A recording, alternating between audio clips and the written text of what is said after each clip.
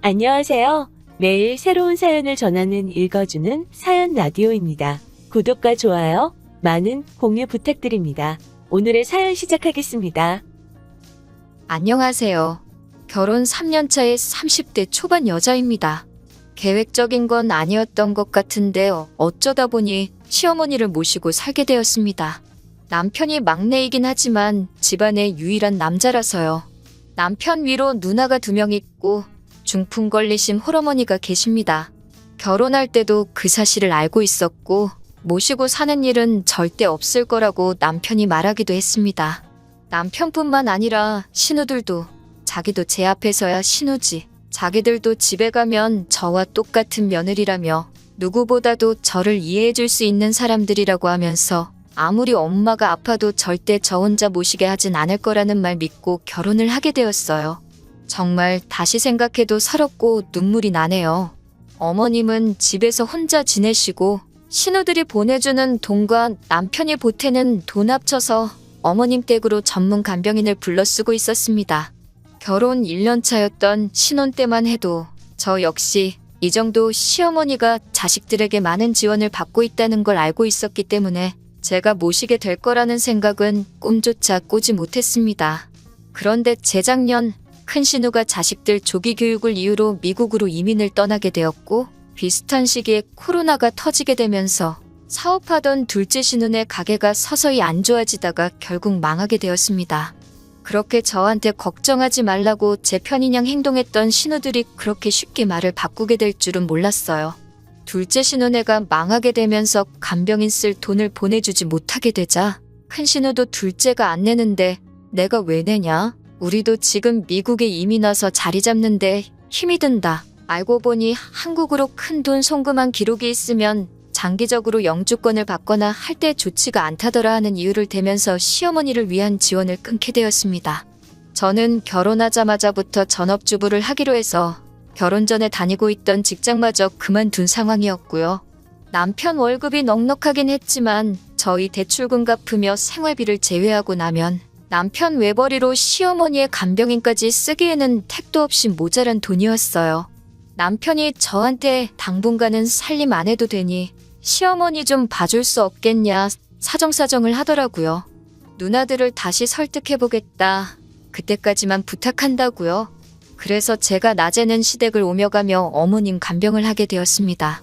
그렇게 한 달을 시어머니 수발 들면서 지내고 있었는데 신우들하고 이야기가 잘 안 되고 있는지 간병인을 새로 쓰는 건 정말 기약이 없겠더라고요. 시어머니 수발 들며 보면 마음 한구석이 안타깝더라고요. 항상 누워 계셔야만 하고 혼자 힘으로는 제대로 움직이지도 못하시고 맨날 TV만 보고 있는 모습이 참 안쓰러워서 힘들었지만 남편한테 투정 한번 부리지 않고 꿋꿋이 모셨습니다. 신우들에게서 받던 지원이 이제는 불가능하다는 생각이 들기 시작할 때쯤 시어머니 보면서 안쓰러운 마음이 들기 시작했습니다. 그래도 내 남편 낳아주시고 키워주신 분이니까 하는 생각에 신우들 상황이 좋아질 때까지 제가 오며 가며 시어머니 봐드리는 게 아니라 우리 집으로 모시는 게 낫겠다는 생각이 들더군요. 남편이 정말 고맙다고 자기가 다른 건 몰라도 사람 하나는 제대로 봤다면서 자기가 아마 몰라도 전생에 나라를 구했나 보다 어쩌고 하면서 자화자찬을 하더라고요. 신우들한테는 어떻게든 지원금을 받아내겠다 몇 번을 다짐하듯 이야기했고 그렇게 벌써 2년이라는 시간이 지나버렸습니다. 참 힘들었네요. 그래도 시어머니께서도 항상 저한테 미안하다고 하시기도 하고 하루는 또 고맙다고도 하시고 내가 잘하고 있는 게 맞다고 믿으며 꿋꿋하게 버티며 살아왔는데 이번에 남편한테 너무 크게 실망을 하게 되었습니다. 얼마 전 일인데 친정어머니께서 빌라 계단에서 발을 헛디디시는 바람에 발목에 큰 부상을 입게 되었어요. 아버지가 집에 계시긴 하지만 낮 시간에는 회사에 나가셔야 하고 저희 집은 남편처럼 형제가 많은 게 아니라 저 혼자 외동이라서 간병인 쓰는 건 엄두도 안 났습니다. 고민 끝에 우리 엄마 다리 괜찮아지실 때까지만 우리 집에서 잠시 모시고 살면 어떻겠냐고 물어보게 되었습니다. 당연히 그렇게 하자고 할 줄 알았던 남편이었는데 단 1초의 망설임도 없이 그렇게는 힘들 것 같다고 거절하는 남편의 말에 그간 남편과 저 둘이서 서로를 위해 최선을 다해 살고 있다고 믿어온 시간이 무색하게 큰 실망을 하게 되었습니다. 여자는 출가회인이라고 하면서 어딜 장모님을 모시고 살겠냐는 말을 하냐고 하더라고요. 그렇게 가부장적인 면이 있는지도 몰랐고 시어머니 모시면서 살림하는 저의 부탁을 그렇게 무자르듯 단칼에 베어버리는 모습은 상상도 해본 적이 없어요. 저도 화가 나서 내가 여태껏 당신 어머니 2년 동안 그 어떤 보상도 바라지 않고 마음으로 우러나와 모셨다. 당신 어머님 똥오줌 한 번이라도 받아본 적 있느냐고. 다리 다쳐 집에서 혼자 화장실도 제대로 못 가시는 친정어머니가 지금 당신 어머니랑 상황이 다를 게 뭐가 있냐고 따졌습니다. 시어머니처럼 몇 년을 모시고 살겠다는 것도 아니고 혼자서 생활이 가능해지실 때까지 잠시만 우리 집에서 함께 지내자고 하는 건데 당신 보고 수발 들라고 부탁하는 것도 아니고 내가 알아서 하겠다는데 생각도 안 해보고 그렇게 단칼에 거절할 수 있느냐고요? 처음에는 어떻게 사위와 장모가 한 지붕에서 살 수 있겠냐고 발악을 하던 남편도 제가 조목조목 따져 물으니 나름 몇 가지 이유를 설명하더라고요. 자기가 혼자 벌고 있는 돈으로 시어머니까지 모시고 살고 있으니 생활비가 더 든다. 그런데 장모님까지 오시면 우리는 미래를 위해 저금을 언제 하느냐고. 장인어른이 간병비하라고 우리에게 돈을 보태주실 것도 아니지 않느냐고 하더라고요. 그리고 장모님이 이 집에 들어오시면 자기 어머니는 얼마나 마음이 불편하겠냐고. 스스로 몸도 제대로 못 가누는 모습을 사돈댁에 보여드리고 싶지 않으실 거 아니냐고 하더군요. 거기에 한마디 더 보태면서 장모님도 제가 시어머니 똥오줌 받으며 수발하는 모습 보시면 마음이 어떨 것이며 자기 딸 이렇게 고생시키는 저를 얼마나 모자란 사위로 생각하시겠냐고. 장모님을 집으로 모셨다간 집안 싸움이 일어날 거라며 그런 어이없는 이유를 대며 저와는 그 어떤 타협도 하지 않을 것처럼 보였고 무조건 안 되는 건 안 되는 거라고 끝까지 제 부탁을 들어줄 생각이 없어 보였습니다. 내가 당신 어머니를 다른 사람이라고 모신 줄 아냐? 평생을 함께할 배우자인 남편의 어머니니 모신 것 아니겠냐고 따졌더니 누가 언제 모셔달라고 부탁이나 했냐고. 네가 우리 집에서 모신다고 데려와 놓고서는 이제 와서 그걸로 생색이냐며 화를 내더라고요. 한참을 싸우고 남편은 집구석에 못 싣겠다며 밖으로 나가버렸습니다. 시어머니는 그 와중에 저와 남편의 대화를 다 듣고 계신 상황이었고요. 큰 소리가 들려서 안 들으려고 해도 들을 수밖에 없었다고 하시면서 저한테 미안하다고 사과를 하시더라고요. 시어머니가 남편을 설득해주겠다는 말 정도는 해주실 줄 알았는데 친정엄마 집에 모신다는 이야기에 대해서는 마치 못 들은 이야기 마냥 이런 방구 언급도 안 하셨어요. 참 남편이 말한 것처럼 제 팔자 제가 꼰 거나 마찬가지이긴 한 상황이지만 여태까지의 희생과 노력, 시간들이 무색하다는 생각이 들고 허망하더군요. 무슨 좋은 대답을 듣자고 말한 건 아니지만 제가 2년간 보상 하나 바라지 않고 해온 일들이 고작 이렇게 저에게 돌아온다니 여태까지의 시간에 회의감만 들 뿐이네요. 3년이라는 시간이 긴 시간은 아니지만 제가 이혼을 결심한다고 하더라도 혼자서 잘 헤쳐나갈 수 있을지 걱정도 되고 참 갑갑한 이 마음에 어디다 털어놓기라도 해보자는 마음에 사연 적어봤습니다. 제가 정말 이기적인 걸까요? 서러워서 괜히 창밖만 보게 되는 하루입니다. 후기를 전해드립니다. 여러분들의 댓글이 저한테 참 큰 힘이 되었네요. 남겨주신 댓글들 하나하나 꼼꼼히 다 읽었습니다. 저를 위로해주시고 격려해주신 모든 분들께 감사의 말씀을 전합니다. 그냥 답답한 마음에 적어본 사연인데 이렇게 많은 분들이 저를 위해 목소리를 내주실 줄은 상상도 못했어요. 덕분에 용기가 생겼습니다. 그날 이후로 남편은 저를 대하기가 어려웠던 건지 매일같이 어디서 술 마시고 새벽 다 돼서야 들어왔어요. 그러고선 아침 일찍 일어나 저한테는 말도 없이 씻으러 들어가고 잘 다녀오라는 제 인사까지 무시하고 혼자 도망치듯 집 밖으로 나갔고요. 그래도 미안한 마음은 있었는지 아예 저와의 대화를 피하려는 것처럼 보였습니다. 제가 남편에게 이 말을 전하기로 결심한 그날도 남편은 또 새벽이 다 돼서야 집으로 오려는 듯 퇴근 시간이 넘어도 들어오질 않더라고요. 그래서 편지 하나 남겨놓고 짐 챙겨서 친정으로 향했습니다. 편지에는 나는 우리 어머니 모셔야 하니 친정에 가보겠다고 그동안은 당신 어머니는 당신이 직접 모시라고 적어놨어요.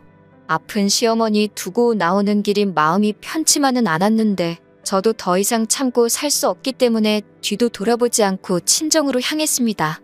의외였던 건 제가 남겨놓은 편지를 읽었을 남편에게서 그 어떤 연락도 오지 않았기 때문입니다. 친정어머니도 남편은 어쩌고 왔냐고 물으셨는데 자초지종을 설명하니 어머니는 많이 실망하신 눈치였지만 딱히 누구를 원망하지는 않으셨어요. 그렇게 짐 싸서 나오기를 2주가 지났을까? 저에게 연락이 온 건 남편이 아니라 둘째 신우였습니다. 둘 사이에 무슨 일이 있었는지는 모르겠지만 제발 그만 화 풀고 돌아오라는 연락이었어요. 이야기를 나눠보니 시어머니는 지금 둘째 신혼에 있는 것처럼 보였습니다. 남편이 제 편지를 읽고 저한테 사과하기에는 자존심이 상했는지 급한 대로 시어머니를 둘째 신우에게 부탁한 상황이었나 봐요. 저는 앞으로도 돌아갈 계획이 없다. 그리고 이건 저와 남편의 문제이니 신우에게 중간에 껴서 이래라 저래라 하지 말아달라고 한마디 했어요. 그렇게 신우와 연락이 닿은 지 이틀 만에 남편이 친정으로 찾아오더라고요. 찾아와 놓고 하는 말이 자기가 제 고집에 졌다고, 이제 두 손 두 발 다 들겠다고, 친정어머니와 한동안 같이 지내는 거, 이제 자기도 더 이상 뭐라 하지 않을 테니 돌아와 달라고 하더라고요. 이제 와서 잘못했다 말하기에 너무 늦은 거 아니냐고 웃기는 소리 하지 말라고 했어요. 곧 이혼소송도 준비할 테니 이제 당신 부모는 당신 손으로 직접 모시라고, 더 이상 아픈 남의 어머니 모시기 위해서 내 어머니를 등질 생각 없다고 한마디 했습니다. 시모 모시고 산 2년간 제가 무슨 불만이라도 말한 적 있냐고. 불만 한마디 말한 적 없는데 신우는 다른 사람도 아니고 자기 어머니를 2주 만에 포기하지 않았느냐. 그것만 봐도 나는 이제 할 만큼 한 것 같으니 이제 그만 여기서 갈라서자고 말했어요. 남편은 지지 않고 콧방귀를 끼면서 친정으로 제 발로 나간 주제에 무슨 이혼을 논하느냐 하더라고요. 말도 없이 시어머니 저버리고 친정으로 달아난 저에게 이혼의 책임이 있으니 자기도 맞소송을 하겠다고 자기한테 위자료 줄 준비나 하고 있으라고 하더군요. 시어머니는 저한테 위자료 받아서 그 돈으로 간병인 써서 모셔야겠다고 하면서요. 솔직히 그때 겁이 많이 나기는 했어요. 제가 제 발로 집을 나왔는데 이혼소송에서 불리하게 적용될 거라는 남편 말이 틀린 말이 아닌 것만 같아서.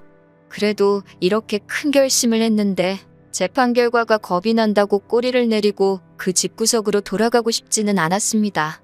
그런데 오히려 법원에서는 별거의 이유에 남편의 책임이 크다는 판결을 내려주더군요. 오랫동안 시어머니를 간병하고 애써온 저에 대한 배려가 없는 남편에게 파탄의 책임이 더 크다는 판결을 내려주었습니다. 남편이 제게 으름장처럼 해놓은 말과는 다르게 파탄 사유는 제가 아닌 남편에게 있다는 판결이었습니다. 말인즉슨 제가 위자료도 청구할 수 있었다는 거예요. 거기에 여태껏 시어머니 모시며 가사일 해온 부분도 인정을 받아 많지는 않지만 재산 분할까지 받게 되었어요. 현재는 이혼이 완료된 상태고요. 소송 이후에도 신우들에게 너무한 것 아니냐. 여태 우리 엄마 수발 들었는데 너는 정도 없냐는 말을 듣기는 했지만 저는 충분히 할 만큼 그 이상을 했다고. 오히려 자식된 도리로 자신들을 낳아준 부모를 먼저 저버린 게 누군데 누가 누구한테 큰 소리냐며 따지니 신우들도 아무 말도 못하더군요. 이러나 저러나 시어머니는 저 때문에 몸도 불편하신데 마음의 상처를 받으셨겠지요.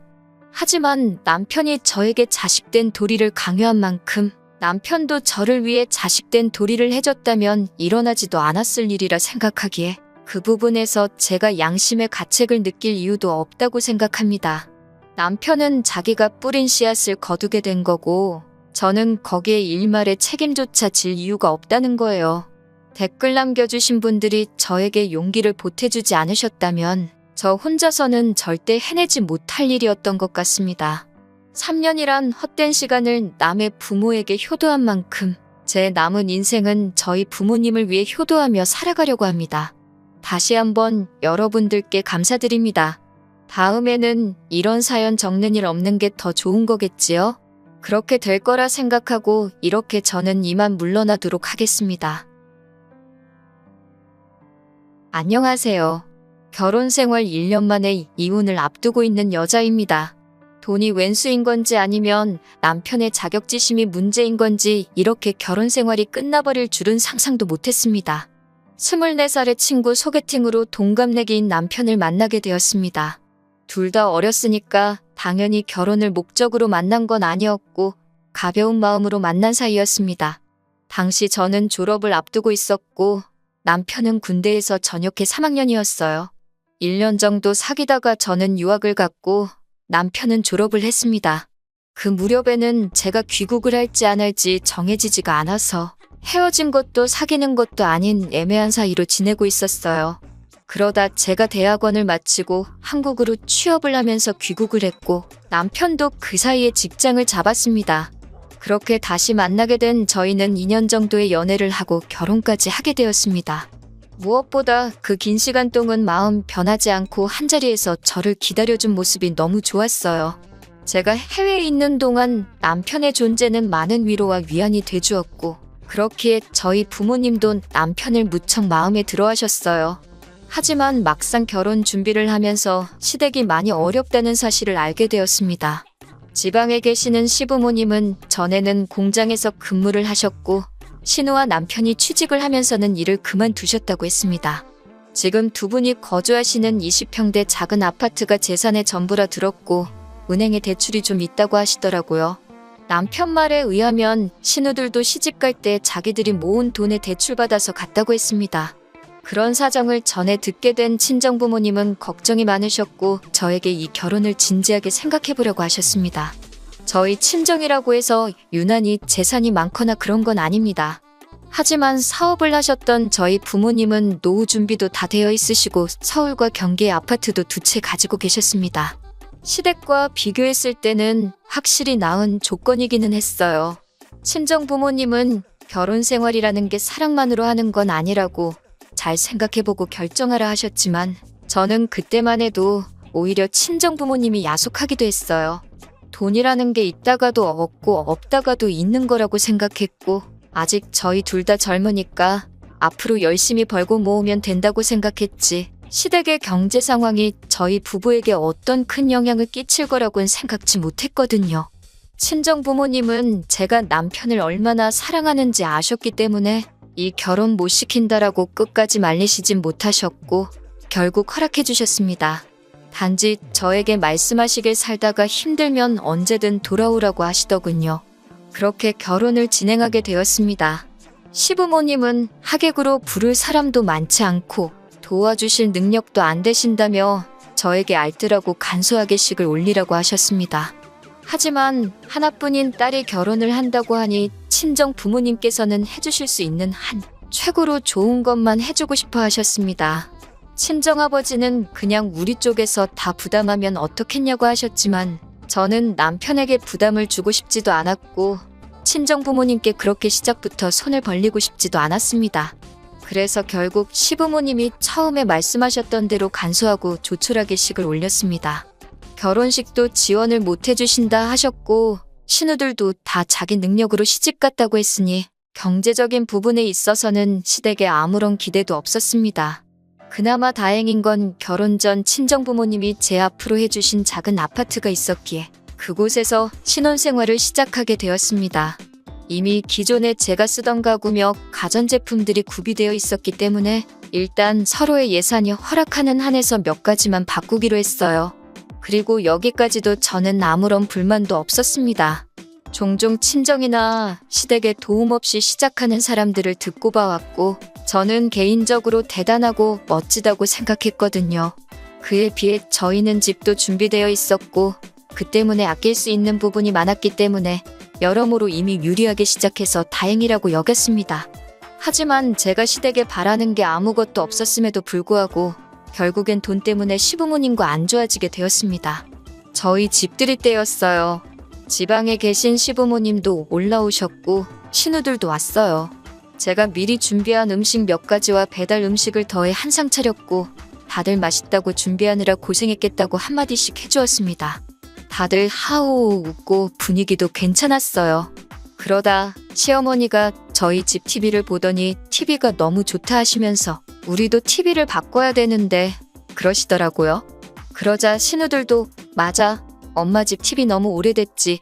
전에 보니까 TV 바꾸긴 해야겠더라 하며 한마디 더 하더라고요. 저는 그게 저희한테 하는 말씀일 거라고는 상상도 못했습니다. 단지 속으로 저번에 갔을 때 화면 잘 나오고 소리 잘 나고 멀쩡해 보였는데 그 사이에 고장이라도 났나? 생각만 했어요. 그래서 시어머니께 TV가 왜요? 고장났어요? 라고 물었더니 시어머니가 저를 보면서 고장난 건 아닌데 니네 TV 보니까 좋아 보여서 그랬다 그러시더라고요. 그리고 결혼하면서 저희 친정아버지가 제 차를 바꿔주셨거든요. 남편은 연애할 때부터 차가 없어서 늘 제 차를 함께 썼고요. 아무튼 시부모님이 안 주무시고 바로 내려가신다 하시길래 그럼 제가 역까지 모셔다 드린다고 했습니다. 그렇게 시부모님을 차에 태워드렸는데 이번에는 연신차가 너무 좋다 하시면서 우리도 차 바꿔야 되는데 또 그러시더라고요. 제가 뭐 딱히 할 말도 없고 그래서 전 그냥 운전만 하고 있었습니다. 다만 아까 TV도 그렇고 왜 자꾸 저런 말씀을 하시지 싶기는 했어요. 집들이를 하고 며칠 지났을 때였어요. 남편이 우리 요즘 여유자금 좀 있나? 하고 물어보더라고요. 제가 조금 모아둔 돈이 있긴 한데 왜? 라고 물어보니까 아니, 그럼 우리 이번에 부모님 TV 좀 바꿔드릴까? 그러더라고요. 그래서 제가 신혼인 우리가 그걸 왜 바꿔드려? 아직 우리 거 살 것도 많은데. 그랬어요. 그러자 남편이 그때 시어머니가 갖고 싶어 하는 거 저도 받지 않냐면서 그냥 하나 효도한다 생각하고 사드리면 안 되냐고 그러더군요. 그래서 제가 능력되면 자기가 자기 돈으로 바꿔드리라고 나는 그럴 능력이 안 된다고 그랬습니다. 그리고 그럼 우리 부모님은 뭐 해드릴 건데? 라고 물었어요. 그러자 장인 장모님은 돈 많으시잖아? 그러는 거예요. 제가 그래서 양쪽에 똑같이 할 거 아니면 싫다고 했어요. 남편 기분이 안 좋아 보였지만 저도 기분이 안 좋았기 때문에 더 이상 아무 말도 안 했습니다. 결혼 전부터 남편이 시댁에 한 달에 얼마씩 보내고 있는 건 알고 있었습니다. 하지만 남편이 없는 형편의 아들 서울로 대학 보내고 매달 얼마씩 지원해 주신 게 감사해서 이 정도는 해드리고 싶다고 했기에 저도 그 부분에 있어서는 아무 말도 하지 않았고 그만하게 하지도 않을 예정이었어요. 사실 남편 논리대로면 저희 부모님도 돈이 남아 돌아서 저 대학 보내고 유학 보내주신 건 아니니까 평생 열심히 아끼고 모으신 걸로 해주신 거니까 저도 남편 생각처럼 친정에 돈도 드리고 싶지만 저희 친정 부모님은 제가 잘 사는 게 중요하다고 당신들은 신경 쓰지 마시라 하셨거든요. 하지만 뭐 그거야 가족마다 사고방식이 다를 수 있으니까 시댁이 잘못됐다고 생각하지 않습니다. 하지만 적어도 남편과 제가 가정을 이뤘으니 지금부터는 양쪽에 엇비슷하게 해야 된다고 생각하거든요. 그러다 얼마 전에는 남편이 시어머니에게 골프클럽을 사드리자고 하더군요. 그래서 제가 웬 골프채? 라고 물었어요. 그러자 남편 하는 말이 시어머니가 저희 어머니가 골프 치는 걸 아시고서는 당신도 배우고 싶다 하셨다는 거예요. 그래서 뭐 배우시는 건 상관없는데 골프클럽을 왜 우리가 사드려야 되는 거냐고 하니까 그럼 골프채도 없이 골프를 어떻게 배우냐고 하더라고요. 그래서 제가 아니 골프클럽을 살 돈이 없으시면 앞으로 골프는 어떻게 치시냐고 필드 나가고 하는 것도 다 돈 든다고 그랬어요. 그러니까 저더러 사주기 싫으면 싫다고 하지 사사건건 트집 잡으면서 뭐 그런 것까지 따지냐고 그러는 거예요. 하지만 저는 사람이 취미생활이건 뭐건 자기 능력껏 해야 된다고 믿거든요. 냉정하게 말해서 저는 저희 시어머니가 골프를 취미생활로 즐기실 여력이 없다고 생각하고요. 그래서 나는 못 사드려 그러니까 자기가 하나 사드릴 수 있으면 사드려 그랬습니다. 그런데 남편도 자기 돈으로 사주기는 아까운지 제가 그렇게 말하면 꼭 안 사드리더라고요. 아무튼 그 일이 있은 뒤 저도 마음이 편치만은 않아서 친정어머니께 이런 일이 있었다 말씀을 드렸습니다. 그러자 친정어머니는 그냥 하나 사드리지 그러냐고 하시더라고요. 그래서 제가 나는 이게 이번이 처음이 아니다. 앞으로 이런 일이 번번이 있을까봐 걱정이 된다고. 그리고 앞으로 우리도 애 낳고 하면 돈 들어갈 일이 투성이니까 미리 준비도 해야 돼서 안 될 것 같다고 그랬습니다. 친정어머니도 제 말에 동의하시고 이해해 주셨지만 그래도 시어머니와 제가 괜히 껄끄러워질까봐 걱정하시는 눈치셨어요. 친정어머니는 저에게 그러면 엄마가 쓰던 골프클럽이라도 일단 가져다 드릴래? 그러시는 거예요. 취미로 배워보신다는 거니까 한번 해보시고 정말 재밌으시면 그때 사는 걸 생각해도 되지 않겠냐고요. 제가 생각해봐도 좋은 생각인 것 같아서 그러겠다고 했어요. 그리고 남편에게 이 소식을 전했습니다. 그러자 남편이 난리가 났어요. 시어머니를 거지로 아냐면서 어떻게 장모님이 쓰던 걸 시어머니를 가져다 줄 생각을 하냐고요. 제가 우리 형편에 당장 새 것 싸드릴 능력은 안 되니까 나는 좋은 마음으로 가져다 드리려는 건데 뭘 그렇게 난리냐고 그러니까 자기는 자기 엄마가 불쌍해 죽겠대요. 고생고생해서 자기를 이만큼 키워놨는데 자기는 효도도 마음대로 못한다면서 너무 죄송스럽고 미안하다는 거예요. 그 말을 듣고 있는데 어이가 없더라고요. 그러면 결혼은 뭐하러 했냐고 그냥 시어머니 옆에서 효도나 하고 살지라며 제가 뭐라고 했습니다.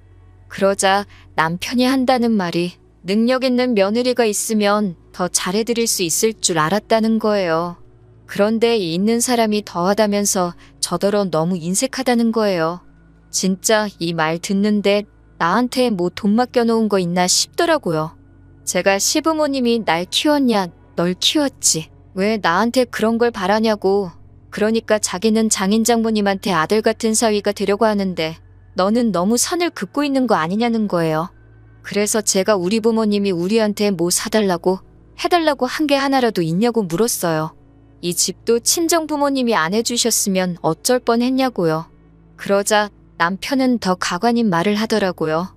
이 집만 아니었으면 신혼부부 특혜로 대출받아서 더 좋은 집에서 살 수도 있었는데 이 집 살면서 집값 오르니까 저만 혜택을 보고 있는 거래요. 대출받아봤자 전세밖에 더 가냐고요. 그리고 저랑 살면서 이 집값이 오르면 결국 그 돈 남편이랑 저랑 같이 쓰고 살지 저 혼자 먹고 살 거 아니잖아요. 그런데 어쩜 속으로 저렇게 멍청한 생각을 하고 있나 싶더라고요. 그날 이후로 남편과는 뭐 필요한 대화만 하면서 며칠을 지내게 되었는데 남편이 너무 찌질하고 자꾸 부담 주는 시부모님도 불편하고 이혼만이 답인 것 같더라고요. 그래서 남편에게 그냥 이혼하자고 했어요. 이런저런 스트레스 받기도 싫고 괜히 죄책감 느끼는 것도 짜증난다고요. 그랬더니 남편은 세상 천지의 어떤 며느리가 시부모님한테 뭐 하나 사드리기 싫다고 이혼을 하냐면서 자기가 미안하다고 그렇지만 자식된 입장에서 부모님께 잘해드리고 싶어서 그런 거니 저더러 이해해달라고 하더라고요. 그렇게 사과 같지도 않은 사과를 하면서 자꾸 스스로 합리화시키는 남편을 보니 더 정이 뚝 떨어졌습니다. 그래서 이혼을 하려고 알아보니 이런 사유로는 이혼을 하기가 쉽지 않았습니다. 그래서 집을 팔려고 내놨어요. 그러자 남편이 그러면 우리는 어디 가서 사냐고 하길래 나는 친정에 들어갈 테니 당신은 당신 알아서 하라고 했습니다. 남편은 어이없어 했지만 이 집은 전적으로 제 것이니까 남편의 동의 같은 건 애시당초 필요하지도 않았어요. 며칠 전에는 남편이 죽어도 안 나간다고 버티길래 결국 경찰까지 불렀습니다. 결국 남편은 저에게 독한 여자라며 치사하고 더럽다고 시댁으로 갔고 이 상황을 알게 되신 시부모님이 저에게 전화를 걸어 막말과 악담을 퍼부으셨습니다. 그건 고스란히 녹음되어 제가 가지고 있습니다. 변호사 말에 의하면 이런 식의 폭언이 몇 차례 반복되면 이혼 사유가 될 수 있다고 잘 모아두라고 하더군요. 시간은 좀 걸리겠지만 벌써 마음은 홀가분합니다. 처음에는 마음 한구석으로 왠지 모를 미안함도 있었지만 그것도 이제는 훌을 털고 마음 편하게 살아보려고 해요. 안녕하세요. 저는 결혼을 앞두고 있던 20대 후반의 여성입니다. 사람이라면 누구나 남에게 멋져 보이고 싶고 잘나 보이고 싶다는 거 저도 공감합니다. 하지만 뭐든지 정도껏 해야 얘기로 봐주고 넘어갈 수 있는 거 아닌가요? 저와 결혼을 앞두고 있던 남자친구는 지역 모임에서 만났습니다. 제가 지금 다니는 회사에 취업을 하게 되면서 이사를 오게 되었는데 동네에 친구가 한 명도 없으니 외롭고 심심하더라고요. 그래서 동네 친구를 사귈 겸 동네 사람들이 자주 이용한다는 지역 모임에 가입을 하게 되었습니다. 처음에는 온라인에서 대화를 주고받다가 정모에 참석하게 되었거든요. 그곳에서 남자친구를 알게 되었네요. 처음이라 분위기에 적응하지 못해 어색해하는 저를 이끌어서 사람들에게 소개도 시켜주고 말도 계속해서 걸어주고 하는 남자친구에게 저는 호감을 느꼈습니다. 그리고 남자친구는 정모 이후로도 저에게 적극적으로 연락을 취해왔기 때문에 저희는 자연스럽게 연인으로 발전하게 되었습니다.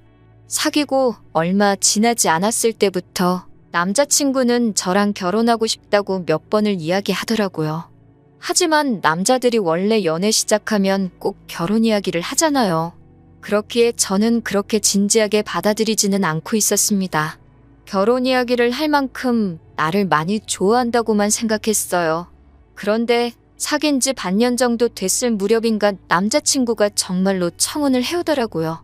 갑작스러워서 처음에는 결혼은 우리에게 좀 이른 것 같다고 제가 거절했습니다만 남자친구는 10번 찍어 안 넘어가는 나무 없다며 제가 받아줄 때까지 기다리겠다고 하더라고요.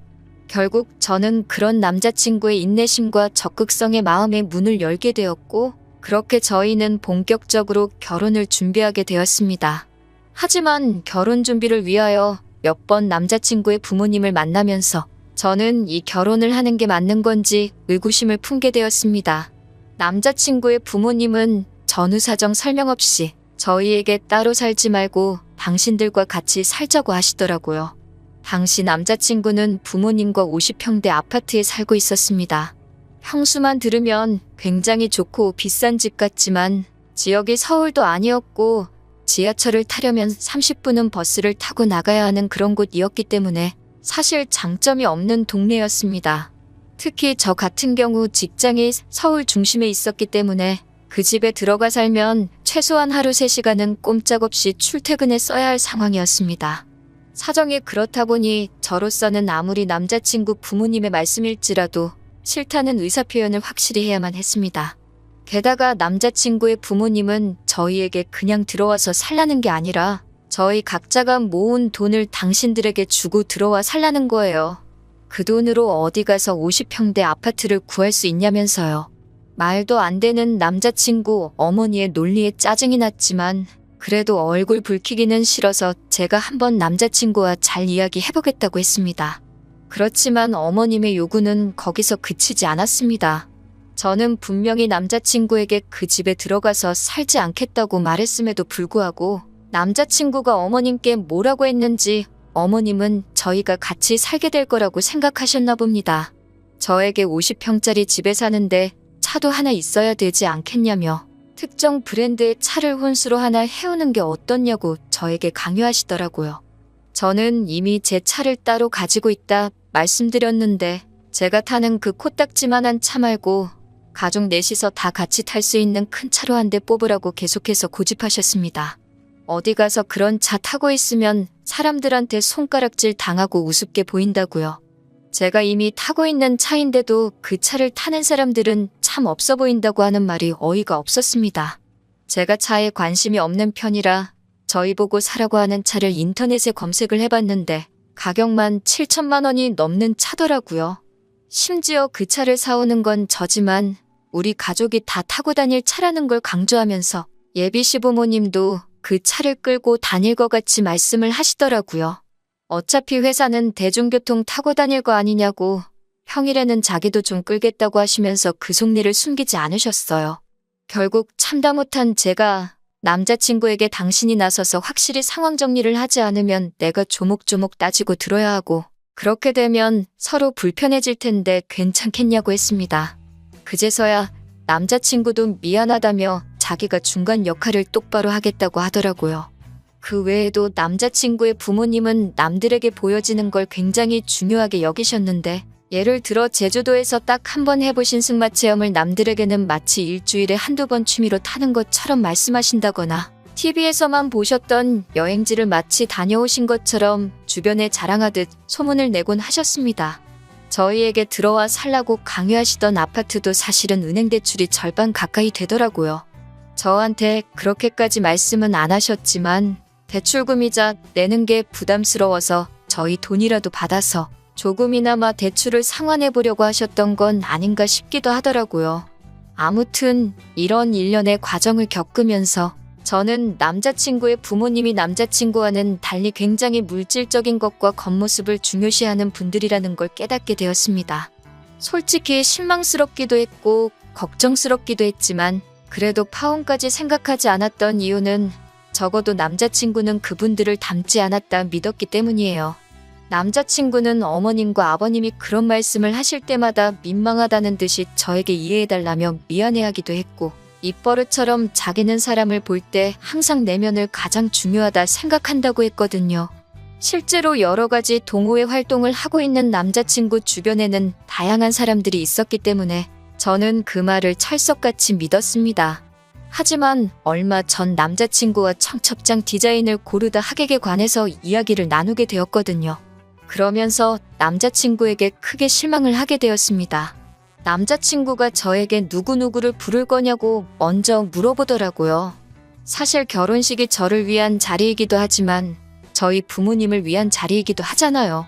그렇다 보니 제가 일단 우리 부모님한테 여쭤보긴 해야 되겠지만 친척분들하고 친구분들을 부르실 것 같다고 말했습니다.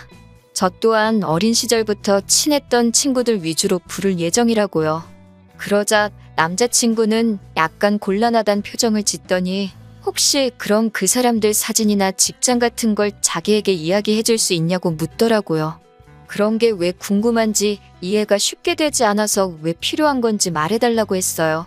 그러자 결혼식의 품격과 수준을 위해서 그런 거라며 우리 둘에게도 그 편이 좋다는 거예요. 그러면서 자기가 작년에 중학교 시절 친구의 결혼식에 갔었는데 신부 쪽 가족 중에 몸이 불편하신 분이 있었다면서 그 사람 때문에 사람들도 웅성거리고 사진 찍을 때도 식사를 할 때도 모든 것이 지연되었다면서 보기 안 좋았다고 하더라고요. 저는 남자친구의 그런 말에 굉장히 놀랬고 정말 깨더라고요. 하지만 최대한 그런 티는 내지 않으면서 그럼 우리 결혼식엔 어떤 사람들이 왔으면 좋겠냐고 물으니 일단 기본적으로 체형은 평균이었으면 좋겠고 외모는 중간 이상은 되었으면 좋겠대요. 부모님, 친구분들 중에서도 좀 사회적으로 명망이 있으신 분들이 오시면 좋겠다고 하더군요. 그러면서 장인어른도 공무원이시고 장모님도 선생님이시니까 그런 거야 뭐 걱정 안 해도 되겠지라고 확인하는 남자친구에게 솔직히 정이 뚝뚝 떨어지더라고요. 제가 그럼 남자친구 쪽 부모님 친구분들은 어떤 분들이냐 물으니 그건 자기가 알아서 할 테니까 신경 안 써도 된다고 하는데 솔직히 저희 부모님만큼이나 남자친구 부모님도 평범한 분들이시거든요. 남자친구 어머님은 과거엔 보험회사에 다니셨었고 아버님은 작은 가게를 운영했던 걸로 알아요. 세상 직업에 귀천이 없는 것이고 세상에 저보다 잘난 사람이 얼마나 많은데 남자친구가 저렇게 기고만장한 건지 어이가 없어서 웃음이 날 지경이었습니다. 저는 남자친구에게 웃기지도 않는다고 말도 안 되는 소리 좀 하지 말라고 했어요. 우리 결혼식이 무슨 연예인 뽑는 선발대회도 아니고 우리가 무슨 자격으로 사람을 골라서 초대하냐고요. 누구든 와서 진심으로 축하해주면 그걸로 감사하고 고마운 일 아니냐고 했습니다. 남자친구는 저더러 뭘 몰라도 너무 모른다면서 그럼 어른들이야 그렇다 쳐도 적어도 제 친구들만큼은 좀 수준 있는 여성들로 초대하라고 하더군요. 저는 속으로 그럴 일은 절대로 없을 거다라며 콧방귀를 뀌었습니다. 이때도 파혼까지는 생각하지 않았는데 그 이유는 저런 썩어빠진 정신머리는 살면서 뜯어 고쳐놓으려고 했거든요. 하지만 그럼에도 불구하고 제가 남자친구와 결국 헤어지기로 마음을 먹은 이유는 남자친구의 노트북에서 보지 말아야 할 것을 봤기 때문이에요. 그날도 평소처럼 남자친구와 결혼식에 관한 세부적인 사항도 정할 겸해서 카페에서 만나 데이트를 하고 있었습니다. 그러다 남자친구가 화장실을 간다고 잠시 자리를 비웠는데 배탈이라도 난 건지 오래 돌아오지 않더라고요. 그러다 남자친구가 두고 간 노트북이 눈에 띄었습니다. 평소라면 별 관심이 없었을 텐지만 그날따라 친구들하고 도대체 무슨 이야기를 하는지 궁금해지더라고요. 남자친구의 노트북 비밀번호는 사실 이미 데이트를 하면서 의도치 않게 여러 번 본 적이 있어서 내용을 보는데 아무런 문제가 없었습니다. 하지만 차라리 보지 않았다면 나았을까요? 남자친구는 제가 친구들과 찍은 사진을 바탕으로 무슨 발표 자료처럼 정리를 해놓았더라고요. 이 친구는 얼굴이 A급이다. 이 친구는 다니는 회사가 좋다던가. 또 다른 한 친구는 얼굴은 예쁘지만 조금 싸 보이고 직업도 별로다 등등. 제 친구들을 외모, 학벌, 직업 등등 해서 자기가 뭐라고 제 친구들을 등급을 매기고 있었던 겁니다. 결혼식을 앞두고 저희 주변 여러 친구들에게 남자친구를 소개하기도 했었고, 평소에도 제가 남자친구에게 친구들에 대해서 자주 이야기했기 때문에 남자친구도 제 친구들에 대해서 학교나 직업 같은 기본적인 이야기는 들어서 알고 있었거든요. 저는 어이가 없었지만 그래도 남자친구에게 확실히 이런 짓을 한 의도가 뭔지 물어봐야겠다 생각했습니다. 어떤 오해나 의심만으로 경솔하게 파혼을 하고 싶지는 않았으니까요. 하지만 안타깝게도 제 추측은 정확히 맞아 떨어졌습니다. 곧 화장실에서 남자친구가 돌아왔고 저는 솔직하게 몰래 노트북을 살펴본 것부터 사과를 했습니다. 하지만 남자친구는 예상과 달리 놀라지도 않았고 화도 내지 않더라고요. 저는 남자친구에게 제가 발견한 것들에 대해서 말하고 도대체 왜 이렇게까지 내 친구들을 분류하고 정리해 놓았는지 그 이유가 도대체 뭐냐고 물었습니다. 그러자 남자친구는 저번에 자기가 이야기하지 않았냐며 자기는 우리 결혼식에 수준 있고 교양 있는 여성분들만 참석해서 자리를 빛내주길 바란다고 하더군요. 대체 왜 그렇게까지 해야 하냐고 묻자 자기가 결혼식에 초대한 하객들은 대부분 다 돈이 많고 학벌도 좋은데 그런 친구들에게 걸맞는 여자들을 보여줘야지 훗날 우리가 그 덕을 좀 보지 않겠냐고 오히려 저에게 대묻더라고요. 그제서야 아니라고 믿었던 내 남자친구가 정말 정신이 썩어빠진 인간이었다는 걸 실감하게 되었습니다. 저는 남자친구에게 내 친구들이 무슨 한우도 아니고 등급 매겨서 장사를 하려는 거냐고 화를 냈습니다.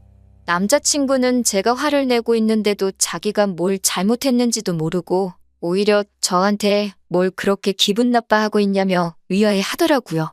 수준 맞는 사람들끼리 만나는 건 당연한 거 아니냐고 그러면서 저한테도 주변에 별 볼 일 없는 친구들은 이참에 하나둘씩 정리하라고 하더라고요. 그 말을 듣는데 실망감이 이루 말할 데가 없었습니다. 저는 남자친구한테 애써 설명할 필요 없다고 아니라고 믿었는데 정말 그 부모의 그 자식이라고 가진 것 뭣도 없으면서 허세만 가득한 거는 집안 유전인가 보다 쏘아붙이고 자리에서 일어났습니다. 네가 점수 매겨놓은 내 친구들보다 잘난 점이 뭐가 있냐고 어디 한번 스스로한테도 등급을 매겨보라고 당장 학벌이고 직업이고 대단한 거 하나 없는 사람이 감히 타인을 평가질 하고 있냐고 소리쳤습니다. 그동안 연애를 하면서도 제가 이 정도로 화를 낸 적이 없었어서 그런가 남자친구는 말도 제대로 못하고 얼어있더라고요. 저는 남자친구한테 결혼이고 뭐고 다 끝이라고 참는데도 정도가 있다고 말하고는 뒤도 돌아보지 않고 자리를 나왔습니다. 그렇게 결혼을 앞두고 파혼을 하게 되었습니다. 남자친구와는 모임에서 만났기 때문에 이 모임 저 모임 발을 담그고 있는 남자친구를 마주치기라도 할까봐 저는 그 뒤로 모임을 그만 나가게 되었습니다. 모임에서도 저희가 결혼을 앞두고 있다는 사실을 알던 사람들이 많았기 때문에 저와 남자친구를 동시에 아는 사람도 많았어요. 그리고 얼마 전에 그 중에 한 명에게서부터 남자친구의 소식을 듣게 되었습니다. 남자친구의 부모님은 대출금을 제때 상환하지 못했는지 집이 경매에 넘어갈 위기에 처해졌다고 하네요. 저희가 모은 돈을 가지고 그 집으로 들어와 살라고 했던 건 정말 제가 모은 돈 가지고 대출금을 상환하려던 계획이었다는 부분이라는 사실에 온몸에 소름이 다 돋더라고요.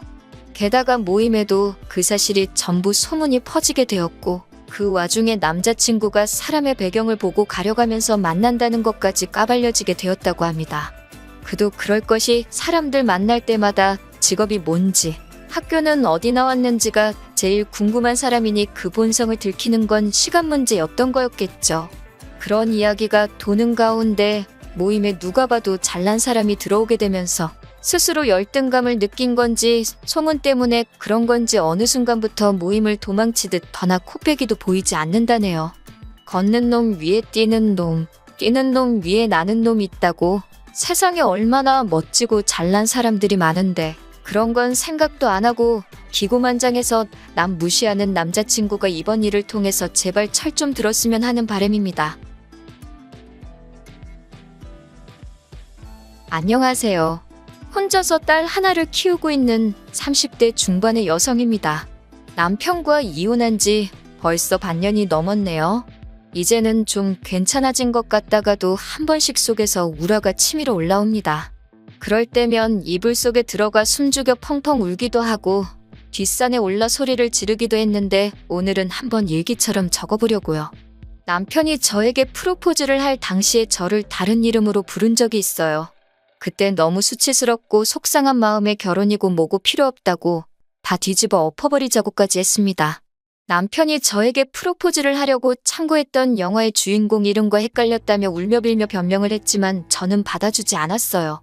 정말 손이 발이 되도록 빌면서 일주일 내내 저희 집까지 찾아오는 모습에 저도 그렇지만 저희 부모님마저도 저렇게 진심인 사람인데 오해를 푸는 게 좋지 않겠냐 해주셔서 저도 남편을 용서하고 믿어줬거든요. 그런데 이런 더러운 꿍꿍이가 있을 거라고는 상상도 하지 못했습니다. 여자로서 결혼식에 대한 환상도 있었고 친정 부모님 역시 하나뿐인